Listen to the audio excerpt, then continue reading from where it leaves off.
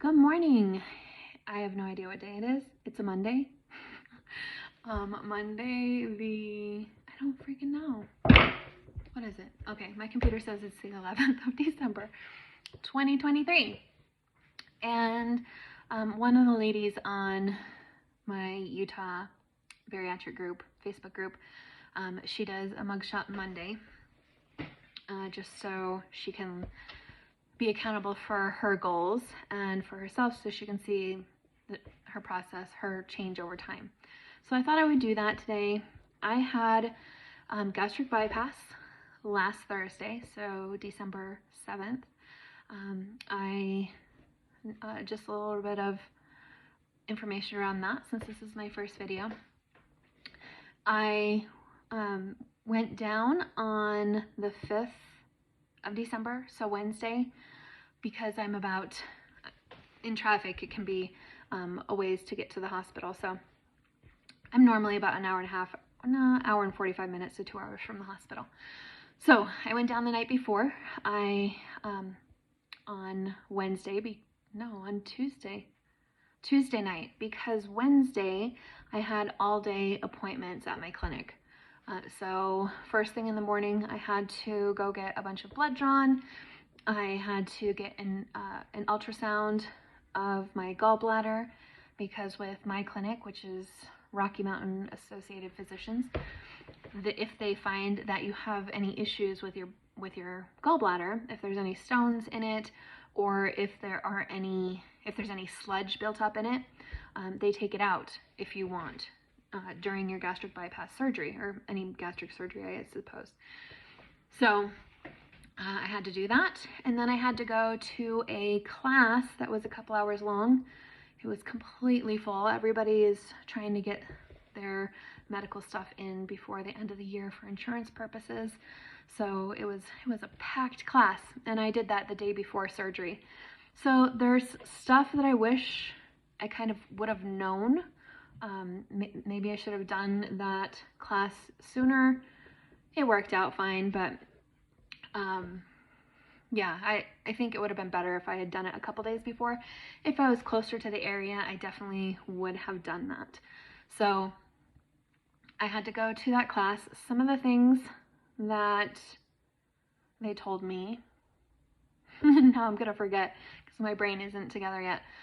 Some of the things that they told me are, I don't freaking remember.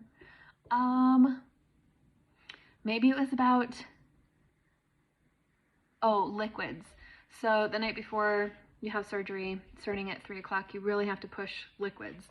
I didn't know that ahead of time. I didn't know what I would be able to drink, so I wasn't prepared for that. I ended up ordering Instacart to my hotel room so that I could have whatever I needed. But you're allowed to have any clear liquids at all. So I got some broth. I actually went and got a Sprite from the gas station, because they say, go ahead and drink Sprite. This is your last time you're drinking soda.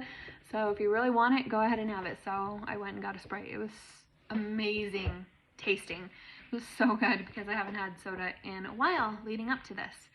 And I didn't drink a lot of soda before, but it was really, really good. So I had Sprite. I got some sugar-free Jello, I guess, but it was disgusting. I couldn't eat it. It probably would have been better if it was cold. Also, the magnesium, I think it's called magnesium citrate, is what you have to drink before, because they're not really trying to cleanse you out like they would with a colonoscopy. What they're trying to do is they're just trying to clear out your system so that you're not in a lot of pain and constipated after surgery. So it's not about completely clearing you out. It's about just making sure things are moving, and that you're not in a lot of pain after surgery. So they told me at that class that, you don't need to worry about being near a bathroom. That's not the type of cleanse this is. That was a lie for me. I had to go to the bathroom a lot. So if you hear that ahead of time and ahead of drinking one of those drinks, just stay near a bathroom. You have to chug it. It's a bottle that's about this big. I can't remember how many ounces it is. 10 ounces or something, maybe 12 ounces. But it didn't taste as bad as I thought it was going to taste. The only one they had available there was the lemon magnesium citrate. And so I had to get that. But the other thing I didn't know ahead of time is that you want it to be really cold. So if I had known that, I would have been better prepared for that.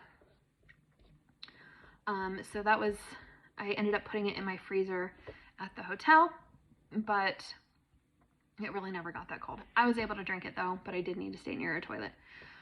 So from 3 o'clock you drink that drink, and then you push liquids until midnight. And then my appointment was scheduled. They wanted me in to check in at 9 o'clock in the morning, the next morning. And surgery was to start around 10. And my doctor, super, super nice guy, very, very nice guy. His name was Dr. Polk, Nicholas Polk, I think, with Rocky Mountain Associated Physicians, RMAP. And we did it at St. Mark's Hospital. That's the one that my insurance covered. St. Mark's was fantastic. The other hospital they work with is the LDS hospital, but their offices are actually at St. Mark's. And so after surgery in the morning, he popped in to say hi and tell me how things went. And I asked for pictures of my liver. So he showed me those too. I'll talk about that in a minute. But another thing that I learned in the class about just the difference between LDS and St. Mark's is that St. Mark's gives you the antibacterial soap that you need to clean with twice before surgery, because I want to make sure you don't have any bacteria on your skin that's going to cause any problems with the surgery and incisions. So St. Mark's gives that to you, where LDS makes you go and buy it yourself. I don't know if there's any other little things like that since I didn't go with LDS, but St. Mark's was fantastic. They were really, really great. I was glad that in my blood, when they were drawing blood and checking me in the day before surgery, that my nurse at that time really pushed me to make sure my needs were heard, and that I wouldn't just sit there and say, oh, they're going to come back again sometime soon. She was really, really pushing that. And that's exactly the type of person I am. I would just sit there and wait for them when it was time for them to come back. But I found out that the hospital recently had a significant cutback on nursing hours. And so their numbers, nurse to patient ratio, is up a lot. So they're like, no, if you want anything, if you're uncomfortable, if you have to go to the bathroom, you make sure you call. Don't wait until they come back for you, because they won't. And I was really glad she told me that, because I felt comfortable asking for what I needed at that time. And I got, anytime that I made a call, used the nurses button, they were there very quickly. So that was great. One other thing that I highly recommend being aware of is it may take a very long time for your personal items to come to your room. So since my family is not in Salt Lake, I brought down my luggage, a little luggage bag with me that included anything I thought I would need, because I didn't know what time they were going to be able to come back down, what time my daughter was going to be able to come back down to bring me anything. So I wanted to make sure I had with me what I needed. And I asked for that bag multiple times because it had my CPAP machine in it, which I was so drowsy and out of it after surgery, I really needed to sleep. And I couldn't because I was gasping for air. I kept stopping breathing whenever I would try to sleep. So I really was uncomfortable sleeping. And unfortunately, my CPAP was in that bag, and they couldn't get it for me. They didn't have, I guess, the surgery where you go in for your surgery that keeps your stuff. They didn't have extra personnel to bring it to the surgery recovery center. and the surgery recovery center didn't have enough bandwidth to go and get it either, and they wouldn't let my daughter go get it either when she did show up. I didn't end up getting it for hours after my daughter showed up, so that was a bit frustrating.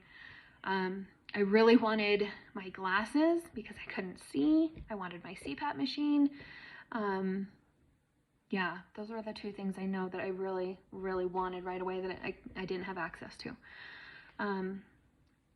I didn't end up getting it until nurse change that night. And I had surgery first thing in the morning, but nurse change that night. I had someone who finally was able to make a call. I'm like, can my daughter just go get it, please? And she was able to make a call. She's the sweetest lady. But she was able to make a call to somebody over there who brought it over right away. But up until that point, nobody was interested in getting me my stuff. So that was the frustrating part of it all, was that right there. So if there's something you think you need, it'd be best to have a family member who's there who will just bring it to you right after they're able to see you, because otherwise you risk not getting it for a day. So just so you know, that whole day I was in the hospital.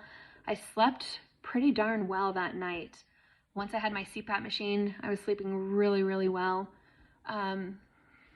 I woke up normal time in the morning. I woke up about 7:30. My daughter had went to stay with one of my friends that lives in Salt Lake.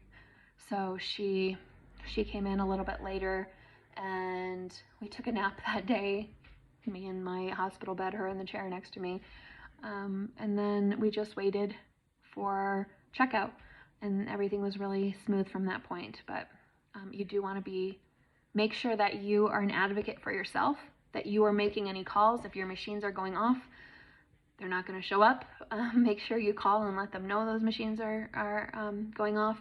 If you need help getting up to go to the bathroom, if I had to get up and walk a lot, they want you walking to help prevent blood clots, so things are moving within your body. I had a drain inside, so I was draining a lot of fluid. So you need to get up and be walking.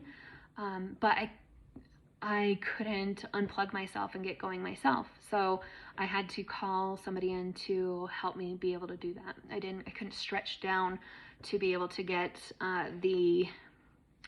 the contraptions they had on my legs that compress, the compression contraptions that simulate walking so that your body feels like it's moving. You're still circulating blood throughout your system. But I couldn't do that myself. And the one time I tried to get back in bed myself, I didn't get things hooked up properly. It wasn't a big deal, but still, make sure you are an advocate for yourself. Make sure you have what you need after the surgery available to you. I don't think I ended up really using anything in my suitcase at all. I really just brought like pajamas, a toothbrush, my computer in case I wanted to use it the next day. But I was so out of it and so tired, I didn't use it. They had a toothbrush there for me, a disposable toothbrush, so I just used that because I couldn't bend down and get into the luggage. So don't worry about taking much. Just that you just wear the hospital gown. They give you socks, so like underwear, bra, any clothing, you don't need that until you are actually leaving the hospital. So make sure you bring something comfortable. I brought a really soft pair of pajamas with me and a soft pair of socks, but that's really all I'd say you need to bring to the hospital, and underwear. Yeah, socks and underwear. So those are the important things. But as I said, today is the Monday after. I had Thursday. Thursday was my surgery. Got home Friday evening. I was on oxycodone. That's what they send you home with. That and I can't think of the name of it, but it's a blood thinner, and they might just give that to me for longer because I have a blood clotting issue. I have protein S deficiency, which means I clot I have the potential to clot more. I've never had blood clotting issues, but it runs in my family. And so I made sure I have been tested for it so I can be proactive in that area. For instance, I've always taken blood thinning shots before I get on an airplane for more than 6 hours at a time. So I know he's being proactive because I do have protein S. So you may not have to take blood thinners as long as I did, or am. I think I have to take them for 21 days. And it starts with an R, I want to say. Saturday, Sunday, I did take, no, Friday, Saturday, I took the oxycodone at night just because I didn't want to wake up in pain.